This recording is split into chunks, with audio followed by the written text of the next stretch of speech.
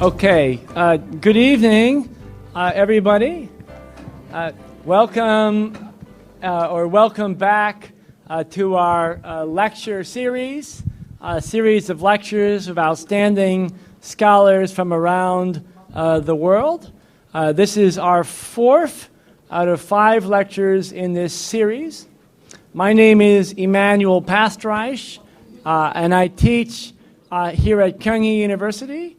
I'm also the director of the Asia Institute, an institute dedicated to discussing issues in international relations and in culture with a focus on young people. So the most critical thing about this event here with Asia Institute and Kyung Cyber University is it's an opportunity for you to speak directly to truly remarkable scholars.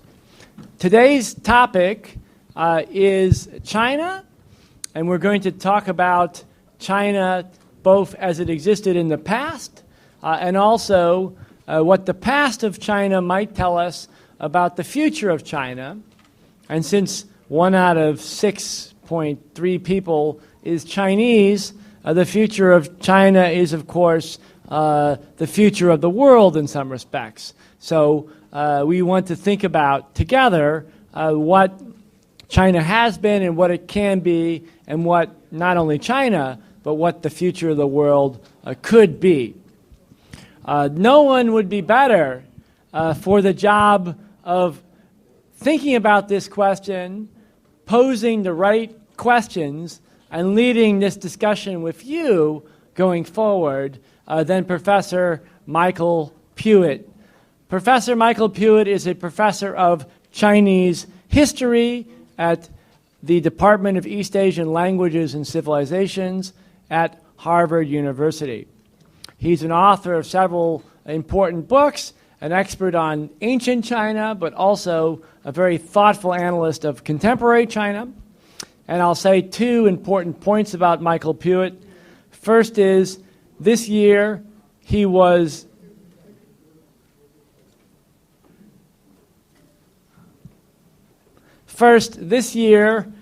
recognized as one of the top 5 teachers in Harvard College. So he's known as an outstanding teacher, someone deeply committed to working with students, with young people.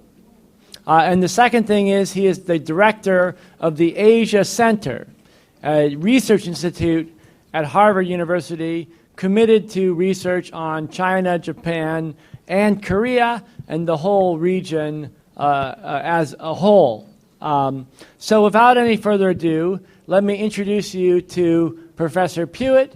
He'll give a short lecture, and then he'll lead a discussion with you. Please welcome Professor Michael Puett.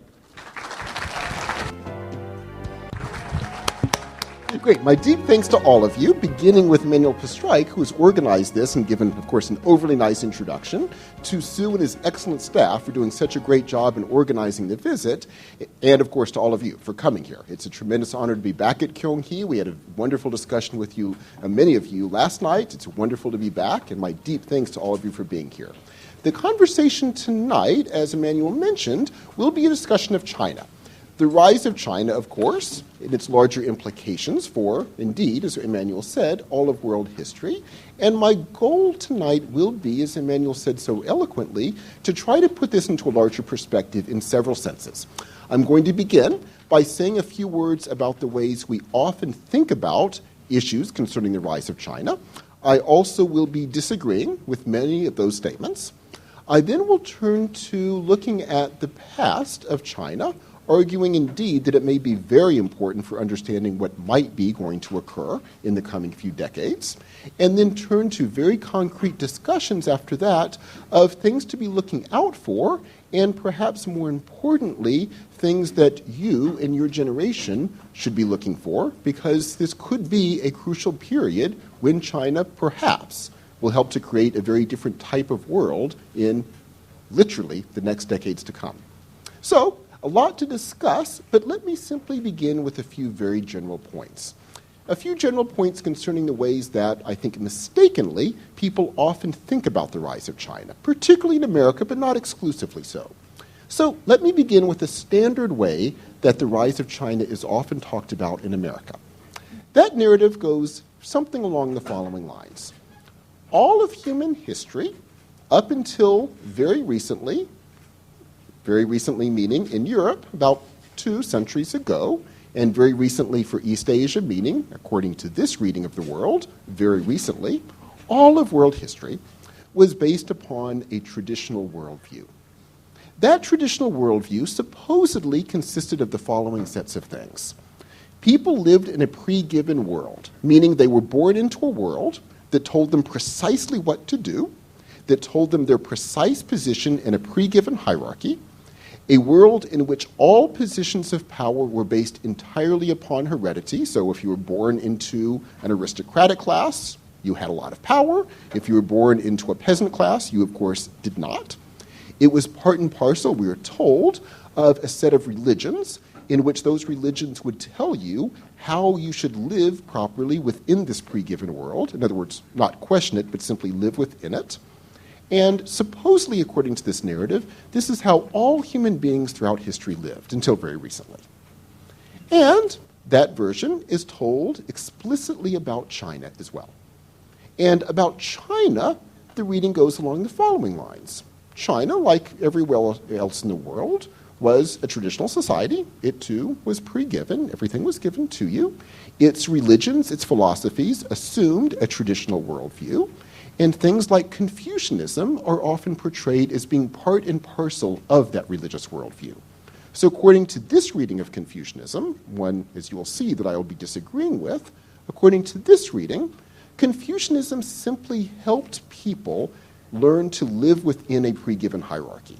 So, in China, like elsewhere, according to this reading, it was a traditional society. You were born into it. You were given a pre-given place within a hierarchy, and Confucianism taught you how to live within it.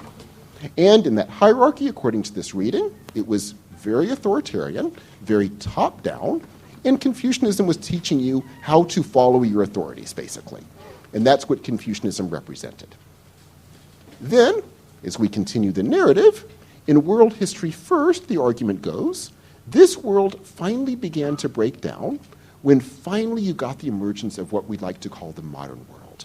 The modern world when, we are told, for the first time people had freedom. Freedom to actually create their own economic wealth, regardless of their birth. Freedom to choose their own officials. Freedom to choose their own form of governance. Freedom to choose their own religious ideas that they themselves, in other words, would choose, and therefore freedom to reject these old traditional ways of being. According to this narrative, these ideas first begin in Europe about 2 centuries ago, precursors before that, but by about the 19th century, these ideas come to the fore, and slowly but surely they're spreading throughout the world. So according to this narrative, what's going on in China is very simple. China is finally throwing off these old traditional ideologies that have held it back for so long, and because they're finally throwing them off, the economy is beginning to flourish. And now, according to this narrative, the question for China is, how quickly can it take the next step? And once and for all, get rid of these old traditional ways of thinking, once and for all, get rid of its old form of governance, and once and for all, create a good modern world. And what does that modern world consist of? Well, those in America who like to talk in these ways think it's very simple. We know what a modern world is. A modern world is America. In other words, as soon as it looks like America, it'll be good and modern. And if it can't look like America, then it won't be modern. And its economy will flatten out, and ultimately it will fail to become a dominant power. In other words, it will remain in its traditional worldview that will restrain it, and it will fail to be one of the good modern countries. Now, that is a narrative that I am going to argue is wrong in almost every single piece. It is dominant in the world, and I'll get to why that might be a dominant worldview, but I think it's actually wrong. I think it's a misreading of world history. More importantly for our conversation here, I think it's a misreading of Chinese history, and I think it is therefore a very dangerous, dangerous misreading of what is going on right now in China, and things to be looking out for over the next few decades. So let me very briefly sketch out a different way of thinking about Chinese history. throwing off these ideas of tradition and modernity for a moment and giving you a few other things to think about that I'm going to argue might be rather significant in the world to come. So here's another way of thinking about it. All of what I mentioned before as being in this traditional worldview, all of it, even the word itself, comes from European 19th century thinkers. All of that. And that narrative is based entirely, purely, completely upon European history. And, although it's wrong in significant aspects even there, the broad outlines, at least for Europe, are basically correct. It is certainly true. In Europe, up until the 19th century, all positions of power were gotten purely through heredity, purely. In Europe, exactly as our narrative tells us, if you're born an aristocrat, you have incredible amounts of power. If you were born a peasant, you have none. If you're born a peasant in this region, you follow the rules, the laws, if that's even the word, the customs of that aristocratic clan. And if you're born in the next village, you follow the views of the aristocratic clan that controls this area.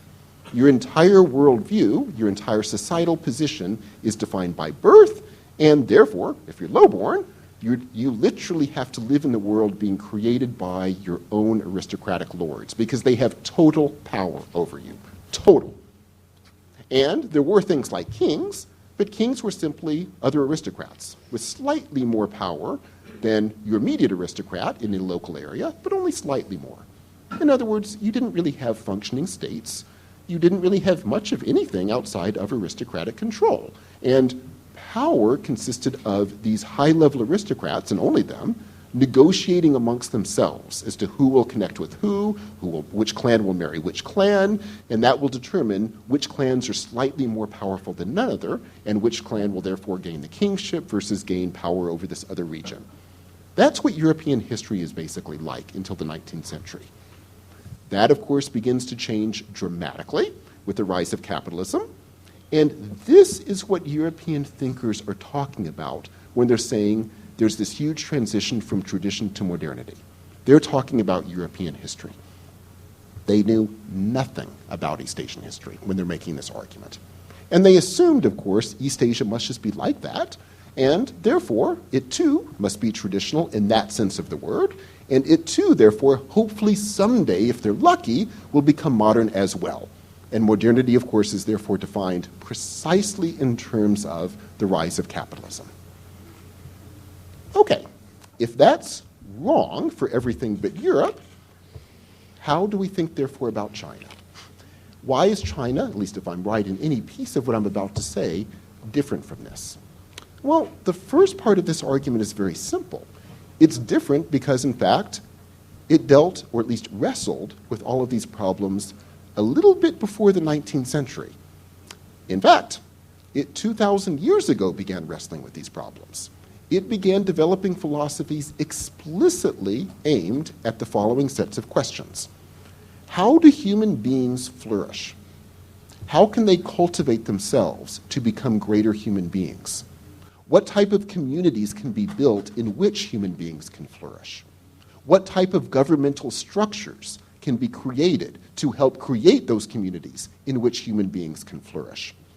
And as these ideas begin developing, we're talking 5th, 4th, 3rd centuries BCE, they began to realize very quickly that the type of governance structure that existed there, as in Europe, as elsewhere at that time, of aristocratic control in which all positions of power are based upon birth, that world doesn't exactly promote human flourishing, to say the least, unless you happen to be born a high-level aristocrat. And they began actively working on trying to break this down. And they came up with some interesting ideas. One of them was to argue, what happens if we actually create a state, a real state, not simply aristocrats negotiating with each other, but a real state that not only would not be controlled by hereditary power, would be explicitly aimed at breaking down hereditary power.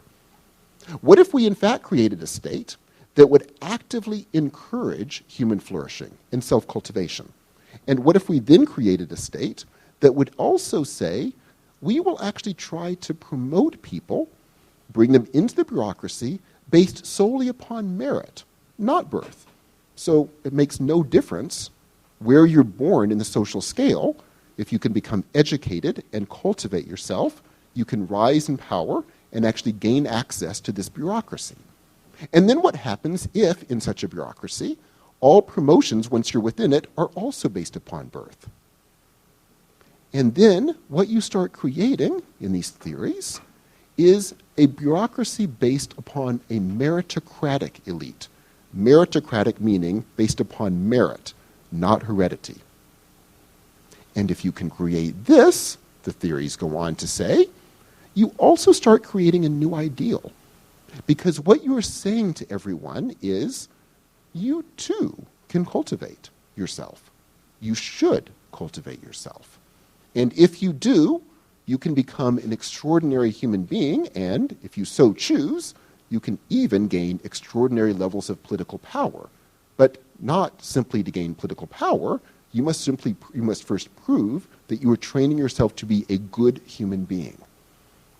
These are theories that date about 2,000 years ago. Except, here's what's even more stunning. In China, these begin to be implemented. And they begin to be implemented very effectively.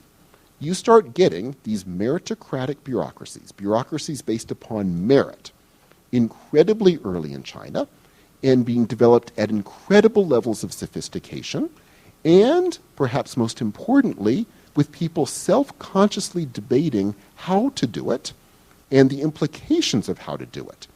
For example, let me just give you a very clear problem that was wrestled with very straightforwardly. How do you actually define merit, and how do you bring people into the bureaucracy? Well, endless attempts to wrestle with this. A solution that is ultimately developed, as I'm sure you all know, is of course the civil service examination, in which you actually have people take an exam to gain access to the bureaucracy. But that entire institution develops after centuries of different ways of thinking, how do we use tests, how do we use a promotion system, how do we use recommendations, do we have people recommend other people, do we do it anonymously, how in the world do we do it, how do we organize a test if we're given to use a test? In other words, people self-consciously wrestling with how you build a meritocratic society. And, of course, we know as the centuries progress, they start developing incredibly successful forms, stunningly so. So that, if you're looking at, say, to give a not random example, the 12th century, China has now developed an incredibly effective bureaucratic system that is able to do massive public infrastructure projects that build roads, bridges, canals that are unthinkable in the rest of the world. By building those, they open up the world for people who can now move across, do trade, across what used to be controlled by aristocrats, and in Europe would still continue to be for many, many more centuries. They ran a system of law that actually held people absolutely equal before the law, regardless of their birth, unthinkable in Europe. Everyone was held equally before the law. And you actually have self-consciously structured forms in the bureaucracy to sort of do a check and balance on each other. In other words, trying to work out the implications of truly creating a meritocratic bureaucracy. The implications of this were extraordinary. First and most obviously, if you look at Eurasia in the 12th century, you see different worlds at either end of Eurasia. If you look at Europe, you see precisely the world that 19th century thinkers were describing, totally controlled by an aristocratic elite. You look at China, you see an incredibly, extraordinarily successful bureaucracy. And what happens then? Well, once you get this bureaucracy with a system of law, building infrastructure projects, also with a meritocratic elite that is not controlled by moneyed interest, because the only way to gain access to it is through through learning and taking what would ultimately be the civil service exam. Once that's going, it actually ends up being incredibly productive for the economy, because the economy can now grow not being controlled by aristocratic interests with different customs from every single local area to another local area. Trade can go across the region. Moreover, you have a bureaucracy that's completely opened up in terms of laws that hold across the board, infrastructure projects that allow movements to be possible, and the economy begins to flourish. Indeed, as historians are now finding out through tons of research, you are now at the beginning point of what will happen over the next several centuries as you get a flourishing of the economies throughout all of East Asia as these trade networks grow and grow and grow, directly as a result of these extraordinarily successful bureaucracies. If you were, in other words, to look at the world then, especially if you know the way that people in the 19th century would be thinking about it, you would wonder, how in the world will people in a few centuries be saying these bizarre things that obviously have no basis in reality? Well, let's continue the narrative a bit further. So, what happens, of course, is, at this stage, now we're moving into, let's say, 15th century, 16th century.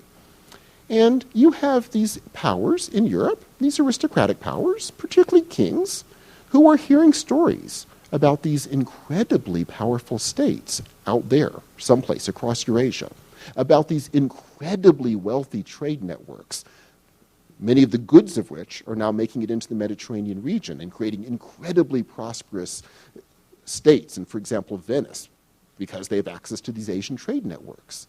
And these people in the far nether regions of Eurasia, places like England and Spain and Portugal and the Netherlands, the far reaches of Eurasia, far removed from these Asian trade networks, far removed from these incredibly successful bureaucratic states, these kings begin to say, well, is there some way we can connect ourselves to this? Is there some way we can gain access to this stuff?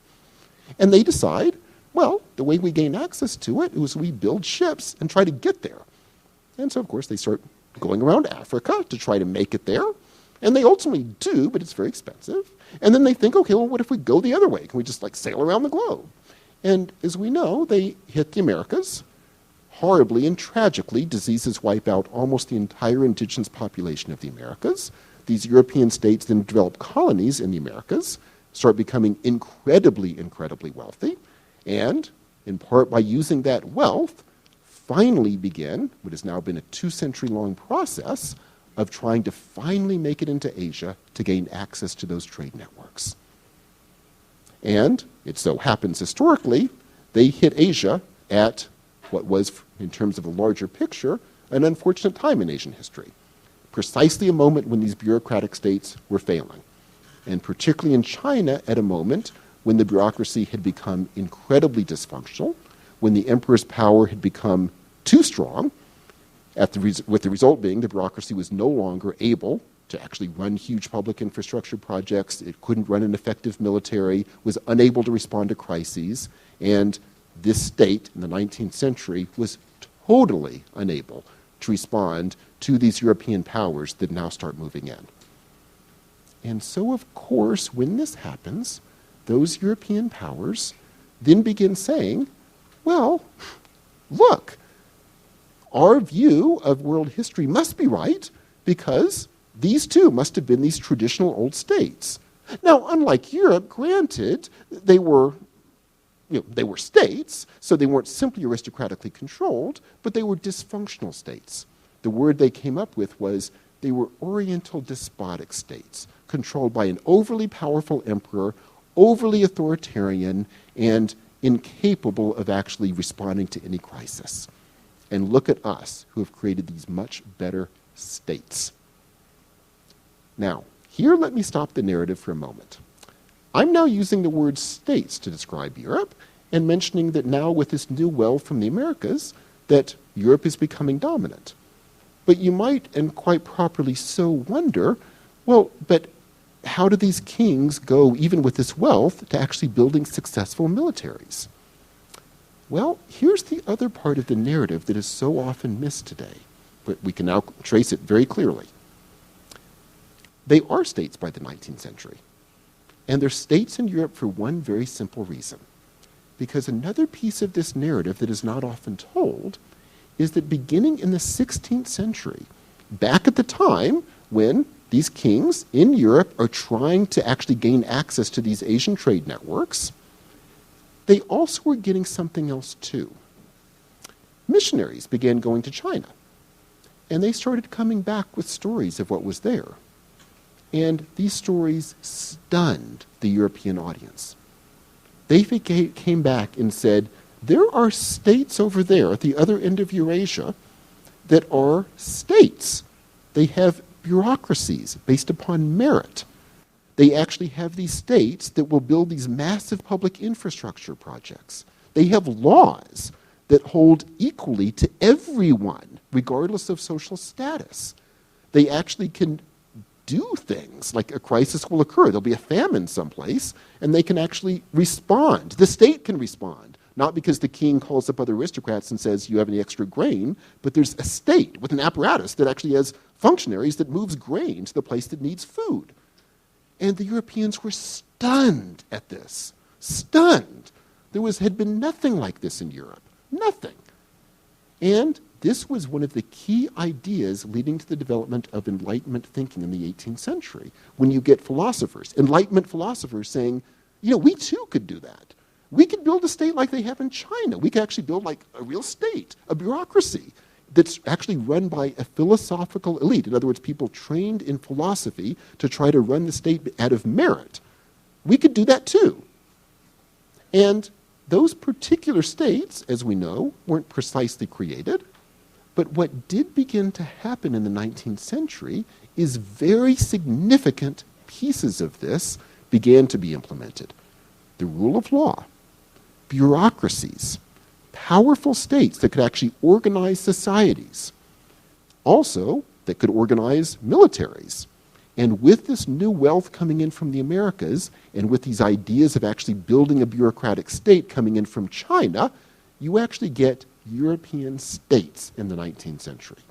Now, they're still not, frankly, terribly effective states, but compared to what existed earlier in Europe, they're unbelievably successful. And compared to what was then happening in 19th century China, they were extremely successful as well. Hence, the world that we've come to know when you get this dramatic imperial expansion of these European powers. Now, why have I taken you through this narrative? Because there are several implications of this, but let me begin with the most obvious. If we are going to define traditional worldview in terms of people living in a pre-given hierarchy defined by an aristocratic elite with basically no state and no freedom and no flexibility of any kind, that characterization cannot apply to China any time when it had an effective state. And more importantly, there was a self-conscious attempt, and indeed implemented attempt, to deal with this and wrestle with this, and in a way that proved to be extraordinarily successful. That's point number one. Point number two, and equally important and directly related, is therefore what about these philosophies that I mentioned at the beginning of this talk that were attributed in the 19th century by Europeans to be part and parcel of what was holding China back? Things like, for example, Confucianism, which was read as being part of this traditional system that simply told people, stick in your hierarchy and don't move, and listen to authority and don't question it. Well, that vision is, of course, coming from 19th century China, when you're getting an attempt to build a very strong authoritarian hierarchical order in which the emperor is basically destroying his own bureaucracy to make it dysfunctional to enhance his own power. So, the European powers aren't making this stuff up, but it is a particular moment in the readings and appropriations and utilizations of Confucianism. How could such a teaching have led to all of what I was mentioning before? It didn't. Or rather, it did, but in a radically different form. So, how was Confucianism read in these other periods of Chinese history that were part and parcel of this attempt to create a radically different type of society? Well, those views are along the following lines, a piece of which we've mentioned, but let's now detail them a little bit more clearly. Those arguments went along the following lines. Is the world hierarchical? Well, yes, absolutely. But there are good hierarchies and bad hierarchies. The bad hierarchies are hierarchies like, for example, everything being defined by birth. That's what you want to get rid of. You do not want a world in which all power is controlled by an hereditary elite that has it because they're simply born into it. You're trying to break that down. What you want to create is a world of human flourishing in which people are being hopefully inspired to cultivate themselves to become more flourishing human beings. And if they can so cultivate themselves, if they can flourish, what you also are hoping is at least some of them will then try to become significant leaders in the world, enter the bureaucracy, become significant leaders, and help society through the training that they have been undertaking from a very young age. In other words, they wanted a world of social mobility, but the world of social mobility gained through education, learning, and self-cultivation. But then, going back to my earlier question, is there hierarchy in the world? Of course, but it's a different type of hierarchy. And that's not a bad hierarchy. It does exist and will exist. There are parents and children, for example. That is not a relationship of egalitarian equal status. That is a hierarchical relationship. There are teachers and there are students. That's a hierarchical relationship. There are employers and there are employees. That's a hierarchical relationship. To say there is no hierarchy in the world is simply being silly. Of course there is. But if you're in favor of social mobility, which they are, then the question is, okay, fine and good, there are hierarchies, but then how do we create good hierarchies? And the way you do it is the following. The way you do it is you argue every single human being, by definition, will be asked to play several roles throughout their lives, often at the same time juggling several contradictory and conflicting roles. We will be at any given moment possibly a parent, a teacher, and yet a subordinate to someone else who's above us in some other position in life. And so we'll go from a workplace, which will be a subordinate, to a home in which we have to be a responsible parent, to talking to a friend in which you'll be of equal status. And we're doing this all the time. And so a key part of human flourishing, therefore, is to realize we have to train people to be able to live up to the responsibilities of any role they may have to play in life. If you're going to be a teacher, that is a role with incredible responsibility. You can literally affect people's lives for the better, or you can destroy people's lives. You can inspire them to be great, great students, or you can devastate their self-confidence. It's a position of incredible, incredible responsibility. And therefore, people must be trained to live up to that responsibility. And it's a lifelong process. The same is true of being a parent or in any position of authority. And the same is true in being a position beneath, lower in the hierarchy. If you're a student, it is equally a position of incredible responsibility. You must try to learn from another human being who often is going to be fallible. People are not perfect. We're all flawed. We're hopefully spending our lifetimes becoming better, but that also means at any given moment we're not going to be perfect. And therefore, since the world isn't perfectly egalitarian, how do you work with someone who isn't perfect? None of us are. And how do you gain as much as you can and hopefully influence that person as much as you can for the better? And how do you build a working relationship? In other words, what Confucianism is saying is the following. The world is a world of relationships. All of what we do is based in endless relationships with other human beings. Many of those relationships are not good in the sense that we can often act with our worst emotions that can have horrible effects on those around us. But we are capable of training ourselves to develop better dispositions, better ways of interacting, better ways of living up to the many roles that we may play in life, including positions of extraordinary importance and authority. And if we train ourselves to do so, we, on the contrary, can have extraordinary relationships that can change people for the better, in which we ourselves can flourish and we can encourage others to flourish, in which we, if we gain positions of authority, can inspire those around us to flourish. And when we do so, we create a world of, to use the kinds of terms they will use, of incredible joy, of flourishing, of people inspiring others to become better than they ever dreamed they can be. That is the set of ideas that is pushing for the institutional creation of things like meritocracy. In other words, institutionalize these ideas such that those who choose can have a political career, gain these positions of authority, but you restrict access only to those who are striving to live up to the implications of what it means to have such authority. You restrict it to those meritocratic elites who are training themselves to be great human beings and to affect the world for the better. Those were the ideas that were leading to the creation of these bureaucracies that proved to be incredibly, extraordinarily successful. In other words, to call Confucianism a traditional ideology along the lines of the way it was being read, or the way we tend to use the word, is a complete misinterpretation. Or more importantly, it's an interpretation focused on certain readings of Confucianism, certain employments of Confucianism, at the expense of what have proved to be, by far, the more powerful and extraordinarily successful forms of Confucianism that led to extraordinary levels of human flourishing in East Asia and, as well, political and economic flourishing. So, now our narrative has hit the 19th century. And finally we're getting to, at least a bit closer, to our period. If anything of what I've said is true, and I think significant pieces of it I certainly hope are, what it means is, at the minimum, we now, when we call traditional China traditional, are misreading it fundamentally, to the point where I would say, let's drop the term. Not China, traditional I mean.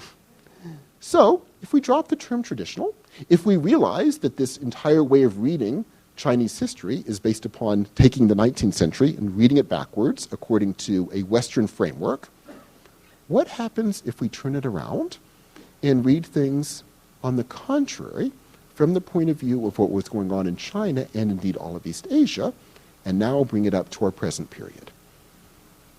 Well, then the world begins to look a little bit differently, and getting to the specific topic of our concern today, the rise of China starts looking a bit differently.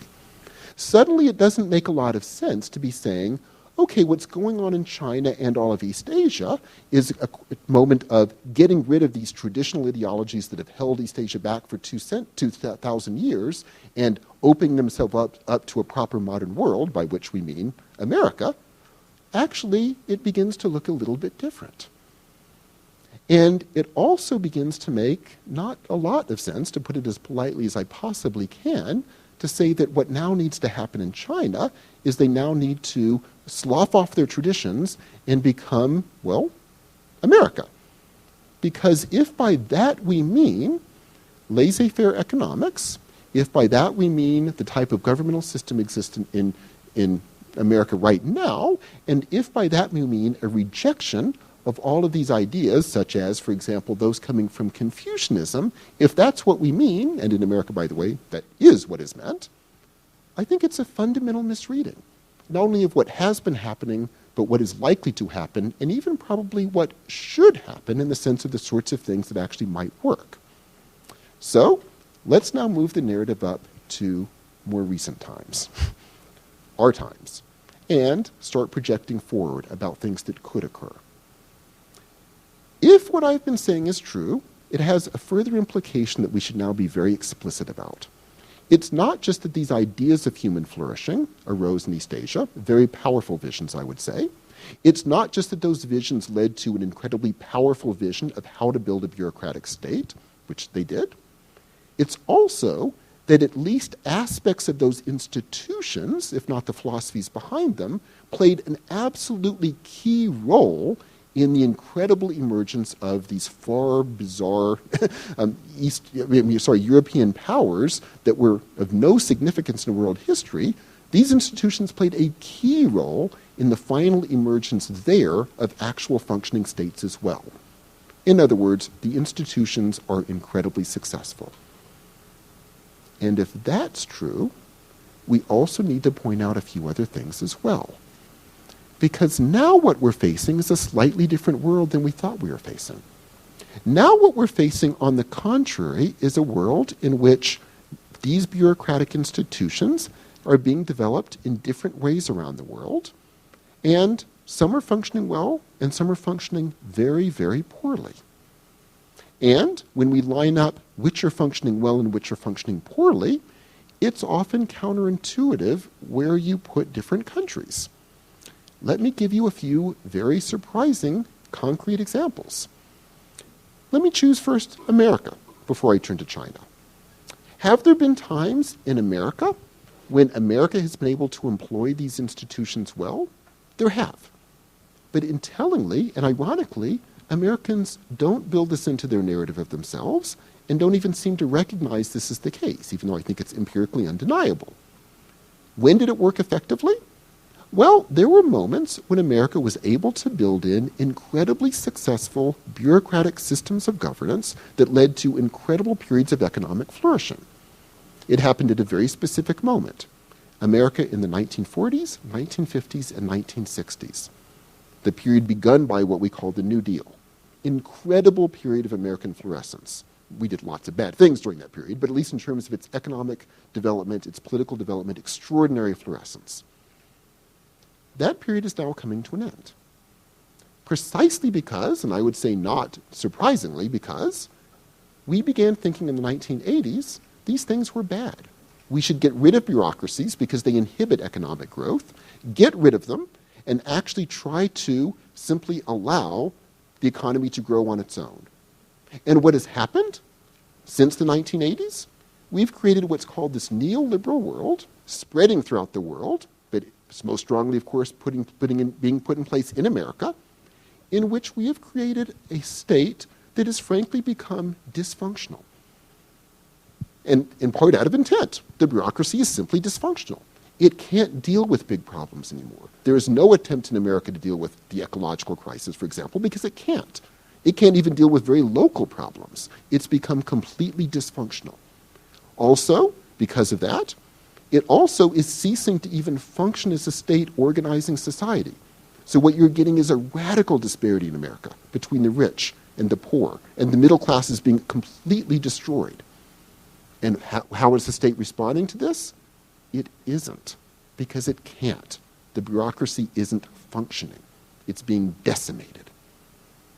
And so when right now people in America say, China should become like us right now because we figured it out, I think it is very difficult to say that we have figured it out. I think there are moments when we did in the past. We do not have it now, and it has become dysfunctional. So what about China? Should it become like us? No. If us means America right now, difficult to imagine that would be seen as a proper way to build a successful state. But then what are its options? Well, it's got some, and it's got some pretty good ones. Because in its own past, and more importantly perhaps, in the East Asian past, there have been many attempts, as we've seen, to build, and at times extraordinarily successful attempts to build, meritocratic institutions that were extraordinarily productive of economic growth and extraordinarily inspiring for human flourishing. And when I say East Asia, I say that for a reason, because different variants of this have been tried throughout Chinese history, and different variants from those have been tried in different parts of East Asia. There is an extraordinary tradition of this. And now, of course, if we're thinking in a larger cosmopolitan way, there are also numerous attempts, because these ideas and institutions spread into Europe and developed in America too over the past 2 centuries, of attempts to also use these bureaucracies, some of which were incredibly successful, some of which were disastrously unsuccessful. And right now, therefore, what we have the potential of doing, if we can forget these silly narratives that lead us to misread so much of what has happened in world history, and actually look with open eyes at what has happened and what therefore could happen in the future, we are in a unique position. Because now we can say, let's forget all these terms, tradition and modernity. Let's look at things that have been done throughout world history that worked, things that did not work. Let's look in East Asia at why East Asia had such incredibly flourishing states and such incredibly flourishing economies, and why in the 19th century that ceased to be the case. Why? Why certain variations of this taken into Europe were incredibly successful for a period of time, and why, at least in certain areas, they seem to have become dysfunctional. And if we open ourselves up to posing this question, suddenly we've got an incredible range of human history to be looking at and an incredible body of philosophical ideas to be building upon, none of which bizarrely are even being talked about now. Why? Because we think all of this, given our narratives, is simply or so I'll put it more strongly than I was about to, is totally irrelevant. We think that whatever states existed in East Asia were part of a traditional worldview that should be rejected, and therefore there's nothing to learn from them. We think philosophies like Confucianism were part of that traditional worldview, and therefore they should be rejected. There's nothing to learn from them. We think that what works is what works now in America, so that must be implemented everywhere, even though obviously it's no longer working. Forget the terms, forget the categories, and instead start looking at a very basic level, what works in terms of human flourishing? How do you inspire human flourishing? How do you develop governmental institutions that can inspire that? And how do you develop governmental institutions that can lead to economic flourishing? And if you take all of world history as your example, if you take all of what has happened, especially I would say in East Asia as your example, it opens up tons of possibilities for China, for Korea, for America, for everyone. So, getting explicitly to China, what would I can't imagine anyone would care to hear my advice, but I'll give it anyway. What would I recommend? I would say the following. Start building upon these incredible philosophies and historical institutional attempts to instantiate them from throughout East Asian history. Build upon those. And build upon those attempts that have been made in the West as well to build upon them, and see there what has worked as well. And if you do this outside of these categories that lead us to misread them, you realize you have incredible things to build upon. And let me give some very now concrete examples. What happens if you start really trying to recreate meritocratic bureaucratic institutions again, with the realization that these have been incredibly successful?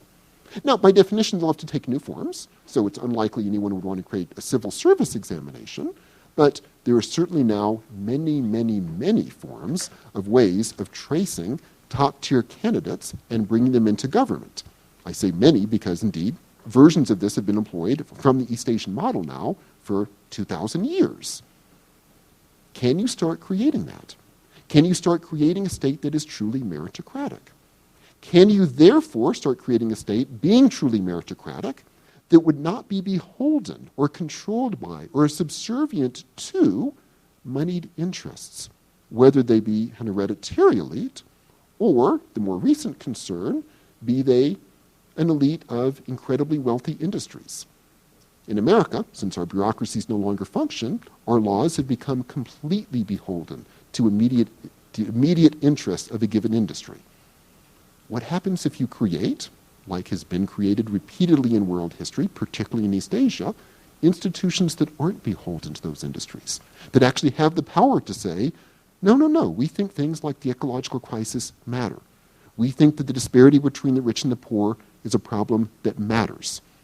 And if the specific concerns of an industry are helped by this, the government bureaucracy doesn't have to worry about that, because it's divorced from immediate moneyed interests. That doesn't mean to say, contrary to the way it's often read, that it actually wants to control or end economic growth. No, it's been proven repeatedly in world history, if the bureaucracy is concerned with the public good, building public infrastructure, dealing with whatever problems need to be dealt with in a meritocratic elite that's divorced from moneyed interests, it actually, ironically, but I would say in the long run, not that ironically, means you get incredible economic flourishing. It turns out it's great for economies to have such a state. It's been proven repeatedly.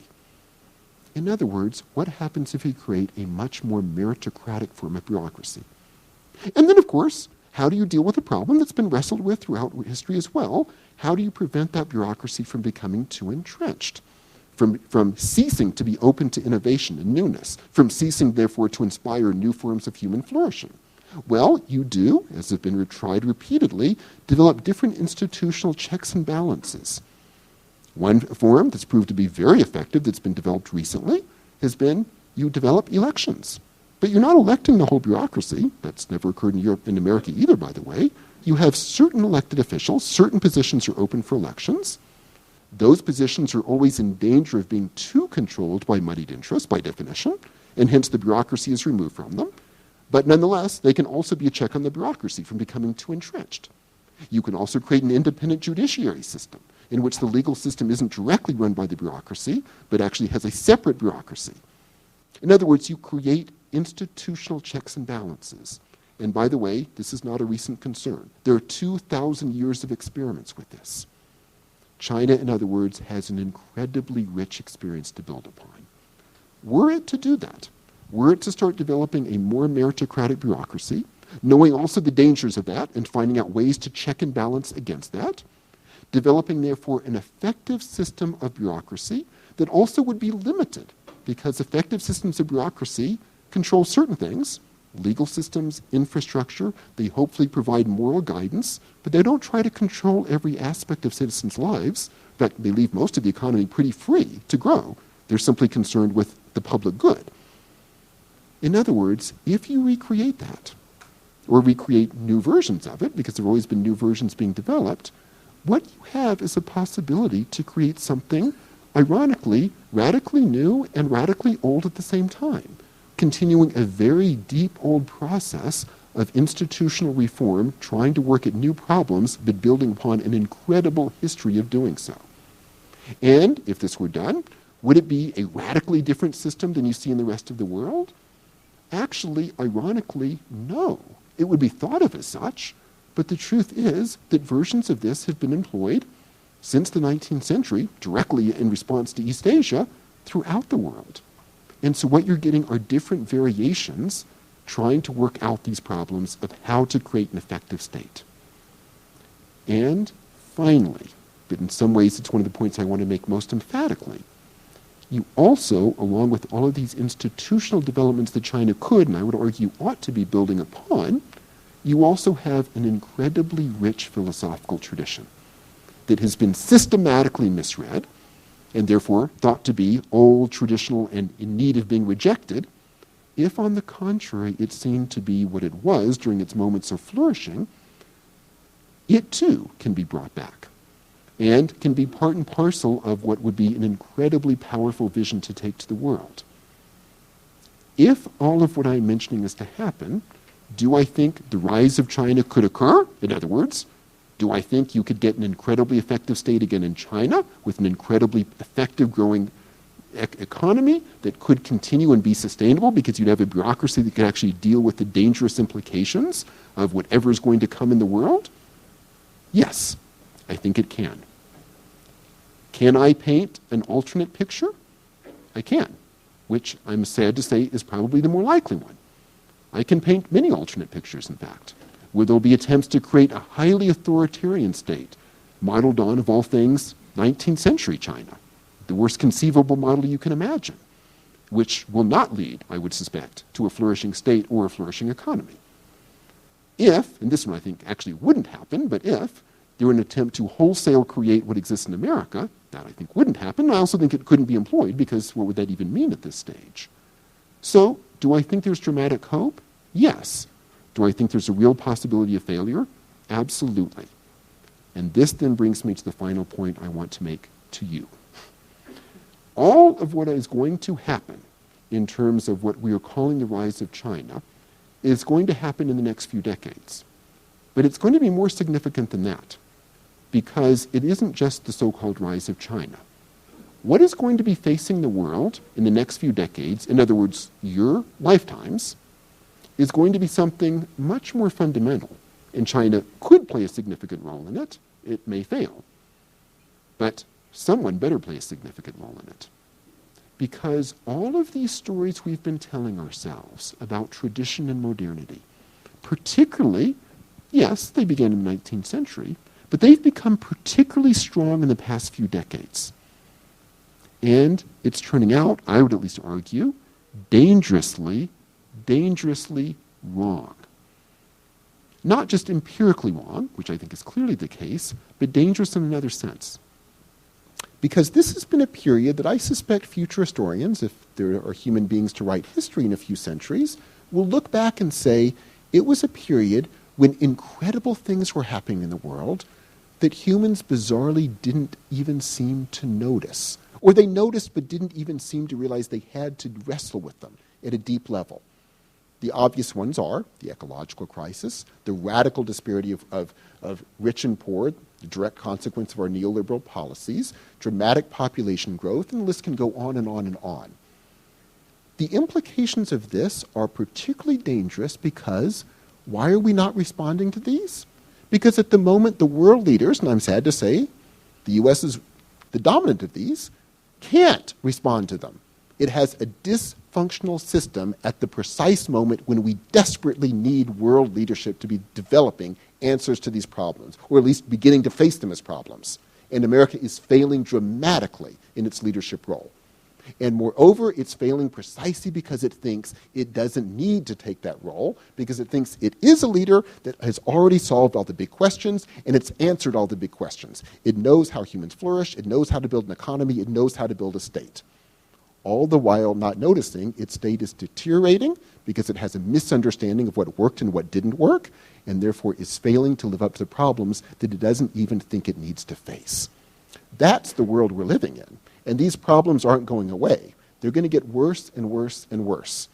And either some set of states in the world or some new form of world institutions are going to develop that are actually going to start confronting these problems, developing, I would say, or building upon meritocratic institutions that can actually deal with problems and face problems, or we won't.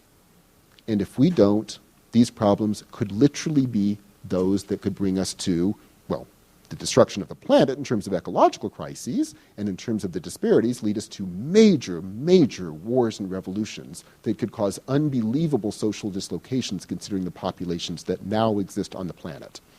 If there's a World War III, the implications are beyond what we could even imagine in terms of the horror that would be unleashed. Truly beyond what we can imagine. And yet that's a very realistic possibility. If that is a realistic possibility, and it absolutely is, and if, on the contrary, we can build a different world, it's going to fall on you, your generation. If your generation lives up to this, if your generation does the sorts of things we're talking about here, of actually looking back and saying, throughout world history, there have been philosophies of human flourishing that we can build upon by not misreading them, but taking them for what they were, and seeing their dangers, but seeing their powers as well. That there have been institutions that we can build upon and develop and work on, and looking at all of world history in terms of what worked and didn't work, and taking those elements from throughout the world and building upon them. And thinking of yourselves as cosmopolitan citizens that can build upon ideas, whether they came from China, whether they came from Korea, whether they came from Greece, whether they came from France, whether they came from anywhere, and say, we're cosmopolitan citizens dropping these silly frameworks of tradition, etc., that will pull from anything and build new worlds that actually work based upon the many worlds that have been created in the past that did work, and learning the lessons of why they failed to work at certain moments in history. If you do that and start creating the new forms of governance, which again will ironically be quite old forms of governance, but new forms, if you do that, you can create a world that can deal with these problems. And you can create a world that will once again be focused on human flourishing in a good sense, inspiring that next generation to flourish as well. And it also means you'll have a next generation to inspire because humans will continue to exist. Your generation may honestly have to face this at a level that few other generations have had to. Rarely has it fallen on a generation to honestly face the true danger of utter destruction. And rarely, unfortunately, has it fallen on a generation to be taught how to read world history in a way that is so fundamentally wrong that it cuts out most of world history from even being part of the discussion of what you can learn from. So, my recommendation is very simple, not only for the rise of China, but for you personally. My recommendation is forget the word tradition, or apply it to Europe, the only place where it seems to work at all, where the idea was developed. Open yourself up to the incredible ideas that have existed in the past, the great philosophies that have existed in the past. Again, being open to their dangers too, and where they have failed, but also where they've succeeded. the great institutions that have been developed and learn from them. And by opening yourself up to them, also begin the process, which would be inherent if you're learning from them, to train yourselves to be open to the world, open to new experiences, able to respond well to situations, immediate situations, but also the big situations that you will, I'm sorry to say, have to be facing in your lifetimes. Do that. And if you do that, you can create a flourishing world. I say you can because it's been done repeatedly in world history. We know it's possible. We know humans can flourish. We know humans can become more than they ever dreamed of. We know humans can create institutions that allow them and the next generation to flourish as well. We know it can be done. And it's been done precisely in those periods we think we should not even look at because they're old and traditional. It's been done. Learn from them. And if you do that, you can help to create a new world. And will part of this happen in China? It might. It certainly could. It might not. It could happen elsewhere. It could happen, for example, in Korea. It could happen anywhere. And wherever it begins to happen, you can actually start creating an inspiring world that can convince others to start developing an inspiring world and develop others to create narratives of world history radically at odds with the ones we tell ourselves now that are more open to that next generation, to allow them to continue the process of learning. And since I keep saying it's coming down to your generation, let me simply conclude with the following statement. It's an unbelievable level of responsibility that you may have to face. I suspect you will, but the excitement is also extraordinary. Because if you live up to the possibilities of what you can do and face up to the dangers of what will happen if you don't, you truly can create a new world. And it is a world that will look very little like what we think it will look like when we use the term modernity in opposition to tradition, but it will look a lot like various times that have already existed in world history, now put together in radically new ways that we could not even imagine. Try to live up to this responsibility. I hope China will. It would be wonderful for the world if it does. I hope you will, your generation. It's crucial that you do. I hope everyone will. And all it's going to take is a few people to do it. In fact, it will only happen if a few people do it. It could happen in China. It could happen elsewhere. Regardless, I promise, it will be your generation that will be making the decisions that will guide whatever is going to come. Great. Thank you very much.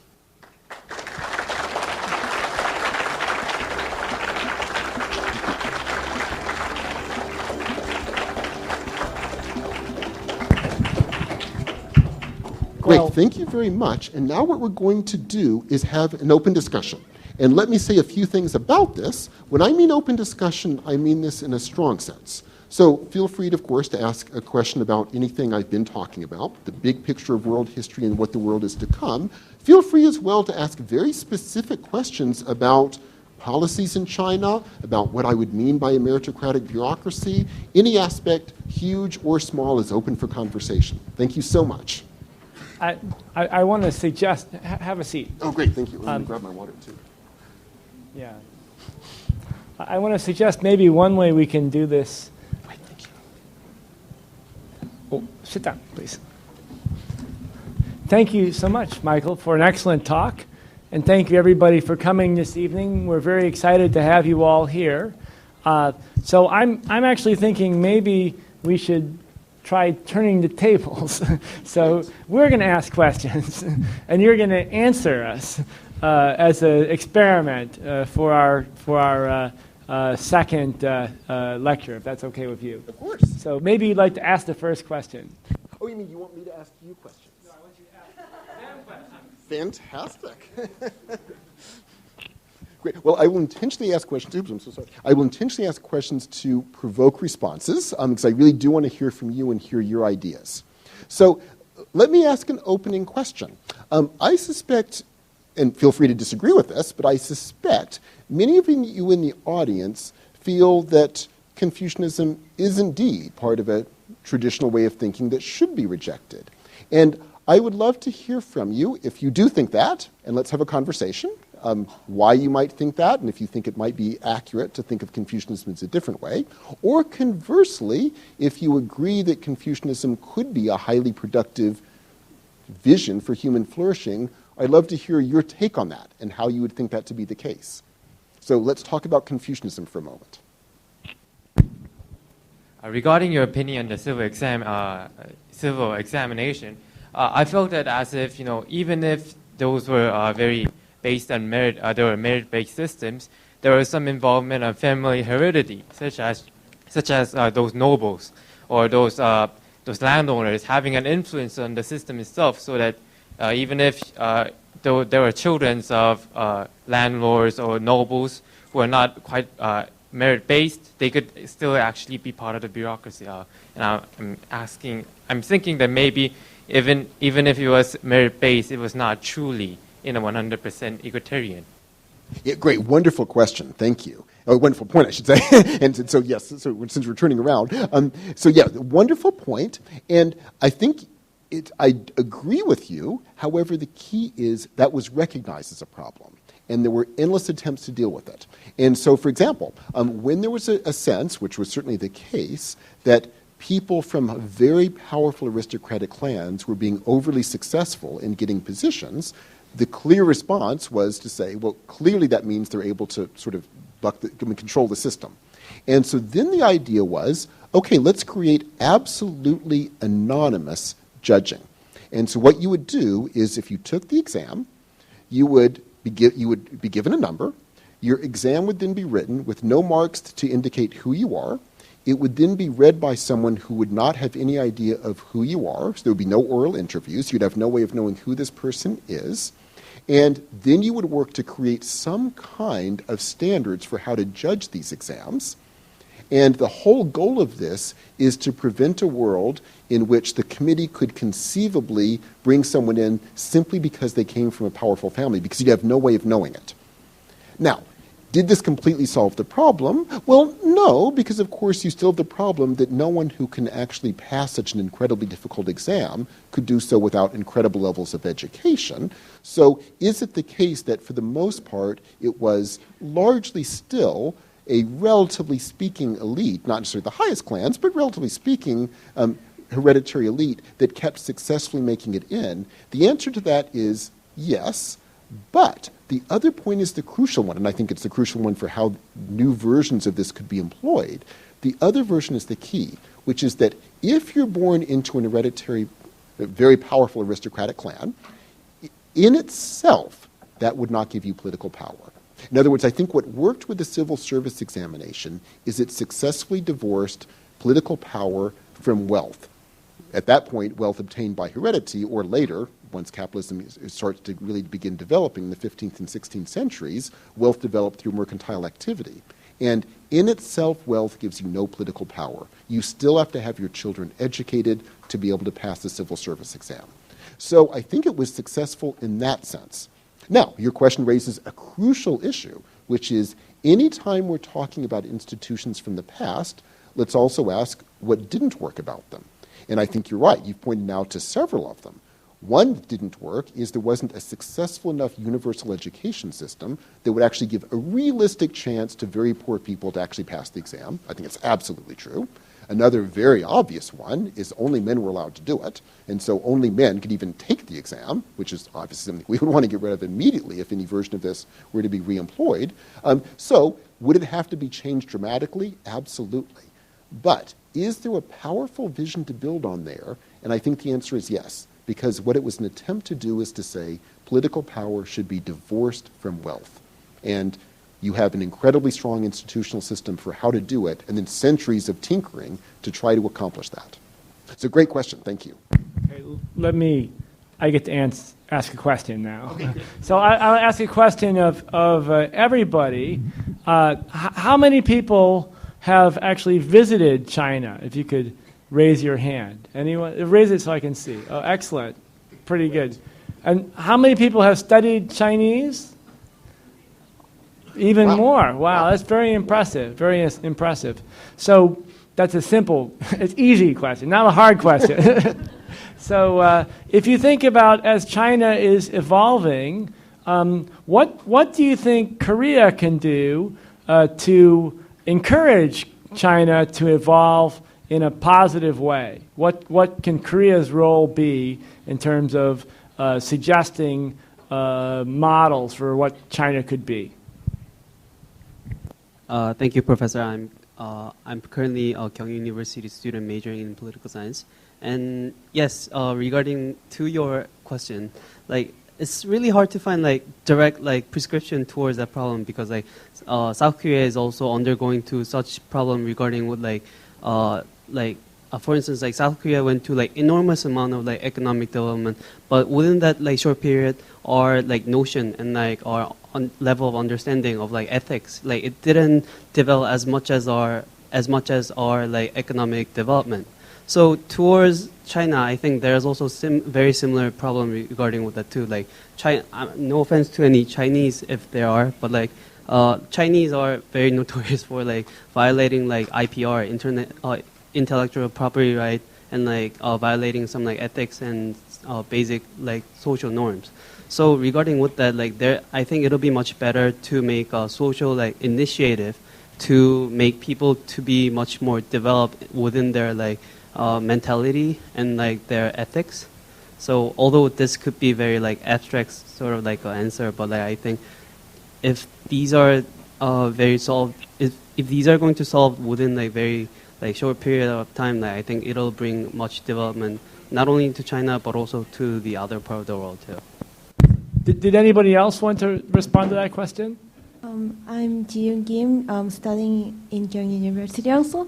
So as we know, the Saemal Undong in Korea maybe can be one of the good case for applying to China, because we also in the past we didn't have the like high society like how to say so in the past we also like throw away all the garbage on the street or spit something like that. But after the Saemal Undong, like trying to educating the people, and then we start to changing our like concept or like notion in society. So maybe it could be one example, because like compared to the economic development or wealth, so we cannot comparable to China, but that can be one of the case. Did anybody else want to respond? So one more. Hello, my name is Pam Jung-baek from Daewon Foreign Language High School. I think that one of the problems that is in Korea is that the education system is very focused on math, English, and Korean, and only like the subjects. But the education system does not focus on humanities, history, or ethics, or those kind of, or basic sciences, or history of sciences. So what it creates is that it makes people suitable for industrial age, but not people not suitable for this like information age, where technology and maybe the humanities and the ability to understand other people are quite important. Thank you. These were excellent answers to what was a very, very difficult question. And let me sort of continue along this conversation, sort of encouraging more thoughts on this. So if there's something to what I was saying, that your generation may play a key role in this, if whatever is going to come, I would love to hear your thoughts on the types of political institutions you think might be developed that could begin to address these problems. In other words, I won't necessarily ask you to solve the problems here now. We couldn't. But what sorts of structures would need to exist that would begin that process? In other words, how do we begin to create a world where we could start addressing these problems? Do you think it will exist at the nation-state level? Do you think, for example, we need a stronger United Nations? Do we need stronger international systems of governance? If so, what would that consist of? Or local government. Yeah, or going the other way. Should we sort of break down, indeed, nation-states and turn to much more local forms of governance? I'd love to hear your thoughts. And I truly mean your thoughts in the sense that you may be the ones that will be making this decision, and I'd love to hear your ideas now, and therefore provoke you and inspire you to hopefully continue the thinking about this over the course of a lifetime. So thoughts now. What sorts of types of political governance do you think the world needs to face the problems it's going to be facing? Easy question. I think as the professor had previously mentioned, the most challenges that the world society is facing is one of the ecological challenges and a lot of problems. And all those problems has to be dealt in, I think, in an international term. So, for example, China is currently on economical development, and they are disregarding those ecological problems. And all of these has to be China has to have like responsibility on those terms of environmental challenges. So all of these problems that the major problems that the world society is facing has to be dealt with in an international term, and there has to be some of the treaties or more improved and giving more responsibility to certain countries in order to solve these major problems. Yeah, I think it's an excellent point. And if you don't mind if I ask a follow-up question, because I'd love to hear your thoughts on this. You brought up China as an example, but let me also, of course, mention another one, coming, I'm sad to say, from America in this instance.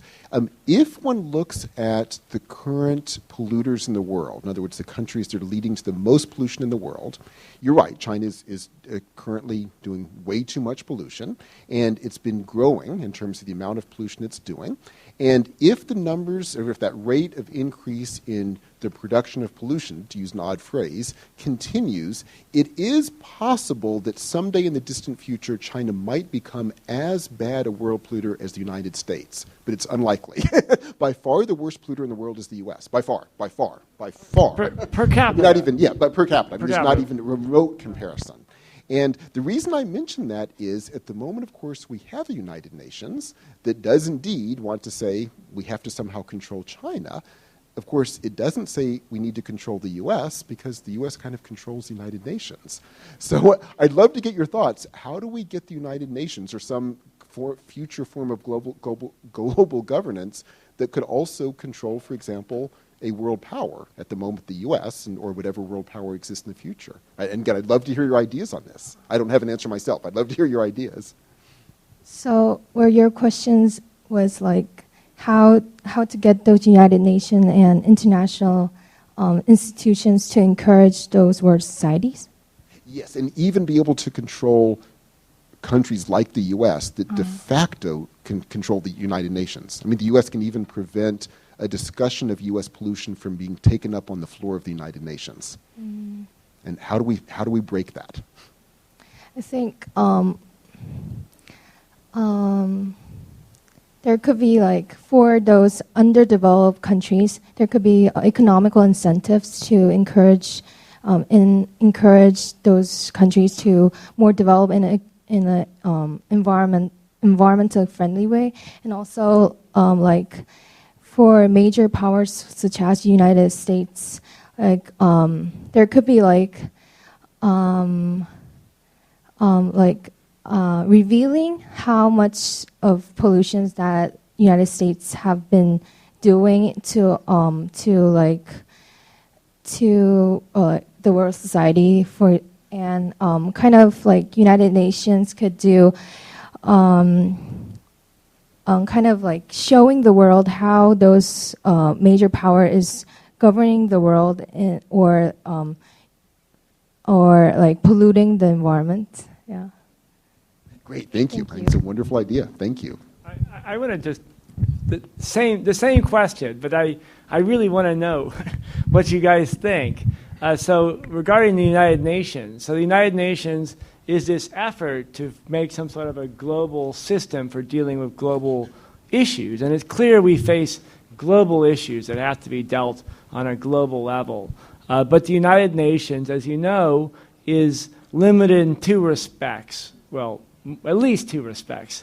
One is it's only nation states, right? The kunde 국가. So as a nation state is the basic unit, and that of course distorts it, right? Since Liechtenstein and China are all equal to one, even though one has a population of 50,000, the other one has 1.3 billion.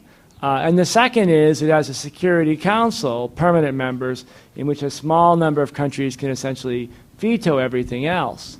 And there are other problems as well. So if you're just imagining, and you're free to do this, what would you imagine the system could be? Let's imagine you can do anything you want. What sort of a system would you create globally to deal with the issues of this highly globalized world? 네. 오늘 너무 좋은 강의 들려주셔서 일단 감사하고요. 제 생각은 글로벌 문제를 해결하기 위해서 모두가 다 힘을 합쳐서 국가적인 차원에서 문제를 바라보는 것도 중요하다고 생각하지만 모두가 다 일단 다 잘 살길 원하는 그런 욕구가 있잖아요. 개개인이. 그래서 저는 국가 단위보다는 지금 국가 차원에서 조금 더 쪼개지는 그런 지방정부 같은, 그러니까 지금 한국 같은 경우에는 지방정부 자치제가 아직 그렇게 많이 강한 것 같지가 않은데, 미국 같은 경우에는 스테이트먼트, 주지사 이런 개념이 좀 강한 것 같더라고요. 그래서 저는 중국도 그렇고 한국도 그렇고 계속해서 쪼개져야 한다고 생각합니다. 네.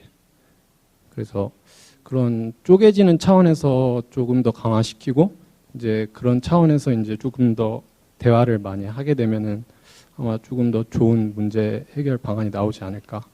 예. 그런 생각을 해봅니다. Great, thank you. I think that's a wonderful point. And I agree very much. And just building on the points that have been made here, I think something to think about, and I think you're exactly right on this, is perhaps part of the problem is when we talk about these global issues, we're always looking at the nation-state level. Like, what does that country do? What does that country do? And if, on the contrary, building upon your answer and Emmanuel's excellent question, and the earlier point about the ecological crisis too, and the way the United Nations could deal with it, maybe one of the things to consider is, do we need to go both ways in terms of dealing with this? In other words, you have the nation state, and maybe we need far more successful systems of local governance and far more successful forms of international governance. And that's not to say the nation states will go away. I certainly don't think they'll go away immediately. But remember, nation states are a very recent invention. I mean, it's part and parcel of this big shift that happened in world history with the takeover by the European powers. It's a very recent development. And it's hardly, therefore, the only system of governance that works. It's a recent one, and there have been many, as we've discussed, others that work very effectively. So one way to think about it is to say, if nation states are a recent creation, should we rethink at least some aspects of their governance and break them down by both more global forms of governance and more local forms of governance that it may, in some cases, mean nation states become less significant in terms of actual governance. I don't think they'll become insignificant, but at least on the road toward becoming somewhat less significant than they are now. Yeah, great point. We got some very excellent points, and I'm wondering if anybody else maybe would like to comment on the question of how we as humans should govern this globalized world. Hi, my name is Misan Lim, and I come from Saudi Arabia, and I'm living in Saudi Arabia. Yeah. And I've experienced a lot of like diversity countries coming to different countries coming to Saudi, and they have different jobs from different country, and they always tell me about the experience, how they had a lot of problems of tax and other stuff they wanted to tell the country, but they couldn't, because as they were a big they had a lot of population. They couldn't really tell everything, and they can't be listening to every single thing. So what they tell me is that if they come to Saudi, where there's little population compared to where they come from, the government itself listens to their voice more clearly. So what I believe is that they could open like more. They could open the system where they can travel to the countries where they need help, which would be successful. Yeah, I think that's an absolutely wonderful point. And it is indeed part and parcel of this nation-state world that we live in, that by dividing the world according to nation-states, what it means, and by implication, by definition, it means populations really can't move without going through unbelievably difficult immigration procedures, because the idea is, no, you're population X in this nation-state, and therefore other people from other nation-states cannot come in without incredible levels of difficulty. And I think this is a great example of thinking big. What if, on the contrary, we were to say, well, no, what would happen if we were, and therefore to develop the governmental structures that would make it possible, to begin to open up the world, to not have the world controlled by nation-states with absolutely fixed borders based upon a completely imagined vision of these unique populations, these so-called nations controlled by a single state, which is a complete invention. And what would happen if we actually could open up the world and create governance structures in which people could move to different areas, in which, and the Saudi example is a perfect one, you have a country that actually needs people to work, and if people can simply move into there and work, if people can leave another area and work, if America needs certain types of people, which it desperately needs, it could actually be opened up and people could simply move there, and again, begin to break down the nation-state system of governance. And I think it's a great example of thinking big, and yes, a wonderful idea. Thank you. I want to make just a short comment, if I could, and we'll get more of your insights on this, and that has to do with the United States. So the United States, as you probably know it, has been a largely Caucasian population, sort of foolish people like us. So some people tend to see that as a sort of a natural state of things, but it's not at all a natural state of things.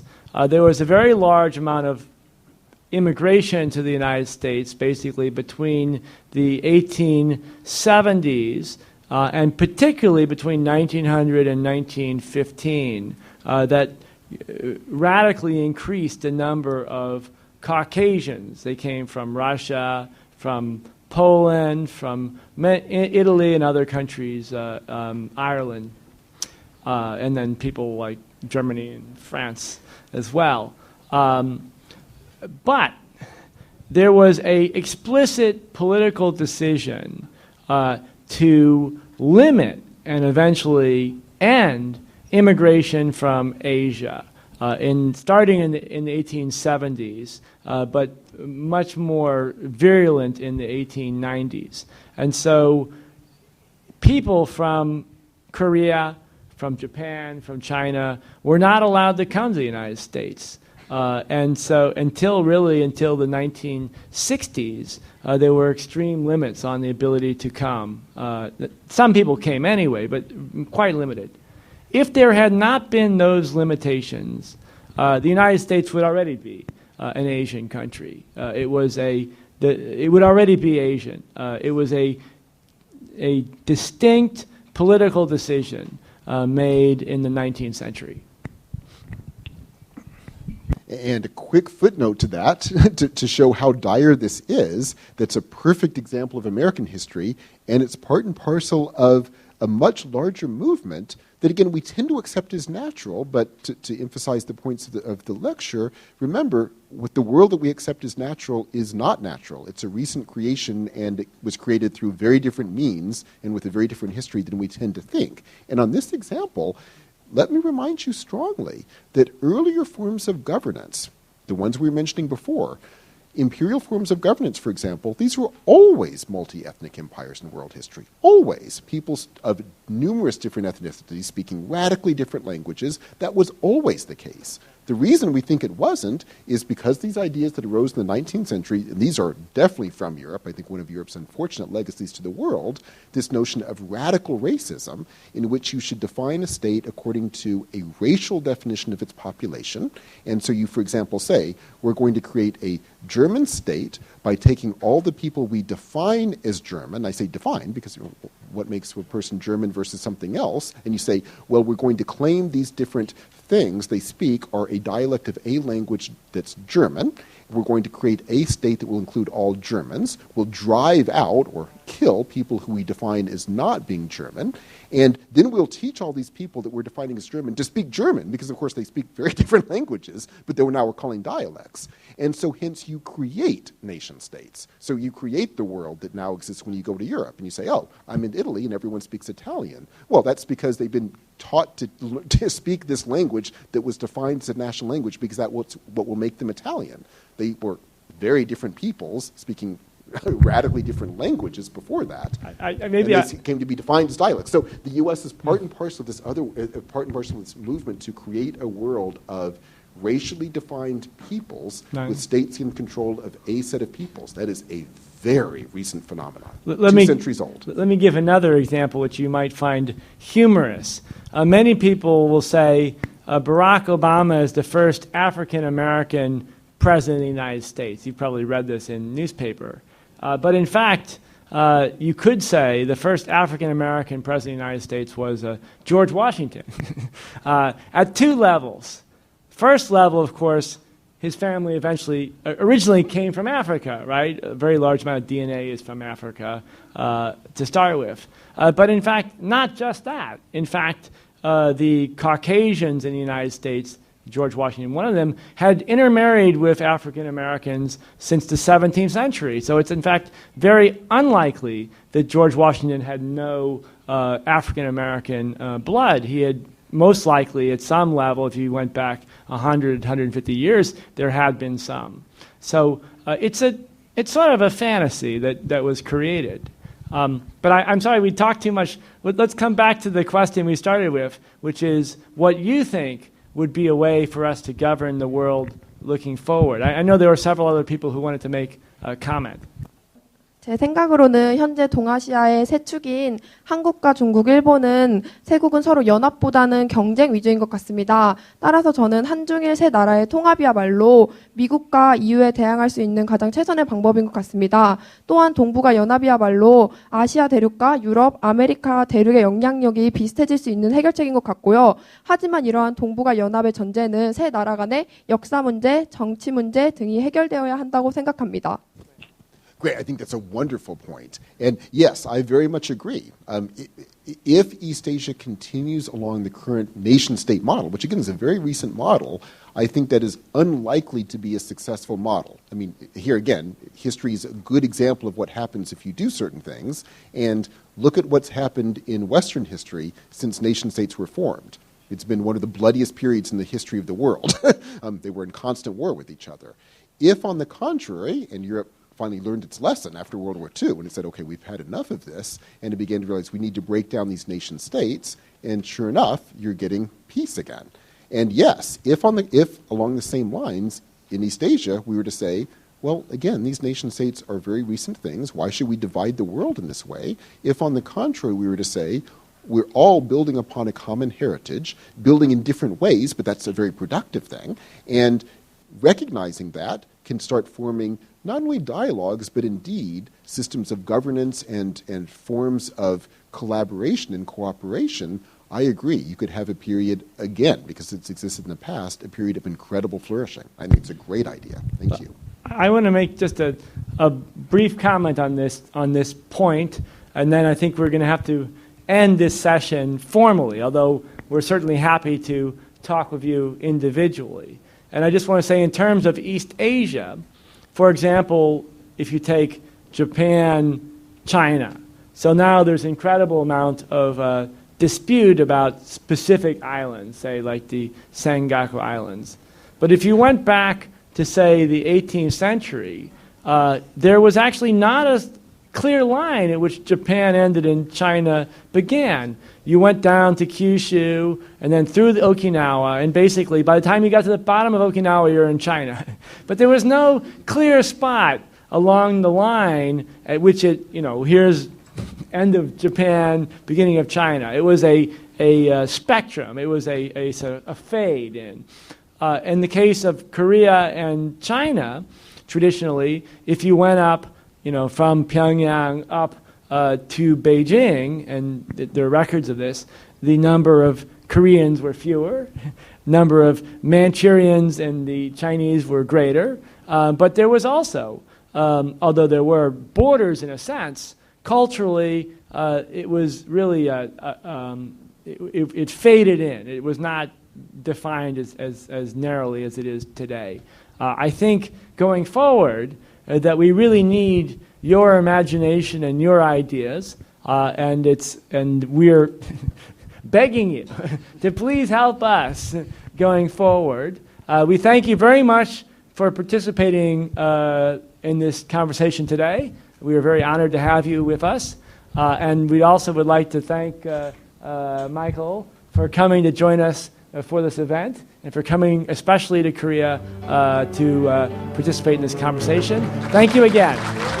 Thank you so much. Thank you so much. Thank you.